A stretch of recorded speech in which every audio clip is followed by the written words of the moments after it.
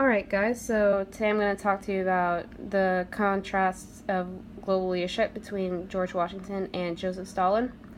And even though they both have very different leadership styles, they can both be considered global leaders because, well, they both led a nation. Even though it was in different time periods, but we're going to go into depth about why they're different, how they're similar, and what kind of different traits they take from the various literature on global leadership. So first is George Washington.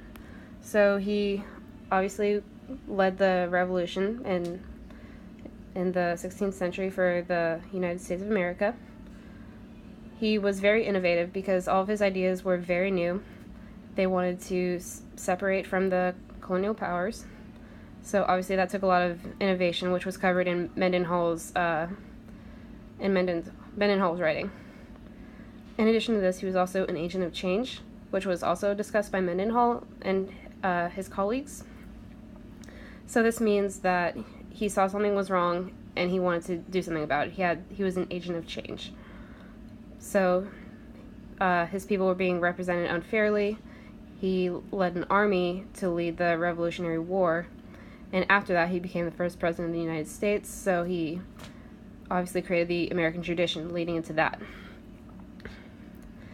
This is not something that is typically written about in global leadership, but for him to set apart from different cultures that he observed across the world, he had to make something that was totally unique for the American perspective that we know as today.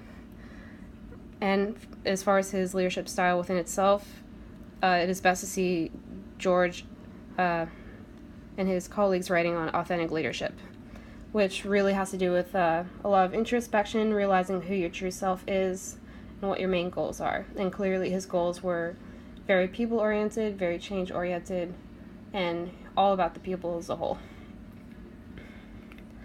So next we have Joseph Stalin, who's a dictator for the Soviet Union. He was also pretty innovative because he is one of the founding fathers of socialism and led to the rise of socialism in the Soviet Union and basically created a huge new change for the Soviet Union, meaning they were originally an agrarian society, and Stalin was realizing this wasn't working for the people, so he had to change that. He reversed everything and had a very Machiavellian kind of style of means to an end, ends to the mean, whatever, and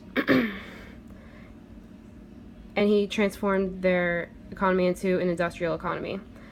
So the bad thing is that he had to exploit a lot of his people's workers. He ended up killing millions and millions of people within the Soviet Union. And this ultimately did change the economy, yes, but it was very terrible for his people. People were dying left and right, and overall it was just a very bleak situation. Overall, he didn't really know how to manage himself. Unlike George Washington, he wasn't constantly asking himself questions how to better his people. He was only looking to benefit the people at the top, really.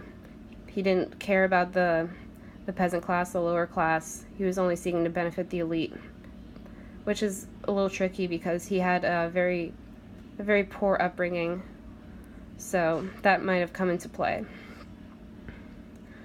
All in all, he ignored all the cultural aspects of his country, his nation, and he didn't really seek any benefits to the diversity of his people.